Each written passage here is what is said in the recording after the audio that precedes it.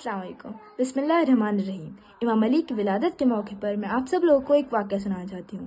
امام علی ابن ابی طالب کی ولادت تاریخ اسلام میں ایک اہم اور مقدس واقعہ ہے، جو نہ صرف تاریخ اسلام میں بلکہ تمام انسانیت کے لیے باعث فخر ہے۔ آپ کی ولادت 13 رجب کو خانہ کعبہ میں ہوئی، آپ کی عظمت اور بزرگی کا منفرد نشان ہے۔ یہ واقعہ ایک ایسا واقعہ ہے جو تاریخ اسلام میں کسی اور شخصیت کو نصیب نہیں ہوا۔ آپ کے والد ابو طالب اور والدہ فاطمہ بنت اسد نہایت متقی شریف النفس شخصیت تھی۔ روایت کے مطابق آپ کی ولادت کے وقت آپ کی والدہ فاطمہ بنت اسد خانہ کعبہ کے قریب پہنچی۔ دعا کے بعد خانہ کعبہ کی دیوار معجزانہ طور پر شکفتہ ہوئی۔ آپ کی والدہ خانہ کعبہ کے اندر داخل ہو گئیں۔ 3 دن کے قیام کے بعد آپ کی ولادت ہوئی۔ آپ کی زندگی بچپن سے ہی علم، شجاعت اور حکمت سے بھری ہوئی تھی۔ رسول اکرم نے آپ کی تربیت خود فرمائی، جس کی وجہ سے آپ کو شہر علم کا دروازہ کہا گیا۔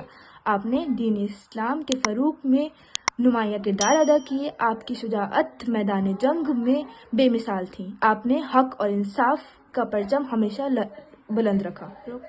حضرت علی نے ہمیشہ انسانیت، عدل و انصاف اور مساوات کا درس دیا۔ آپ کا خطبہ نہج البلاغہ علم و حکمت کا خزانہ ہے، جو رہتے دنیا تک لوگوں میں فراہم رہے گا۔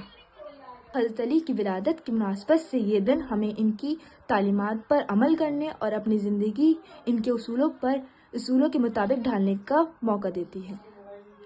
قربانی اور علم کی روشنی ہمیں زندگی کے ہر شے میں کامیابی کی راہ دکھاتی ہے۔ یہ دن ہمیں یہ عزم کرنے کا موقع دیتا ہے کہ ہم اپنے کردار سے دنیا میں اچھائی کو عام کریں۔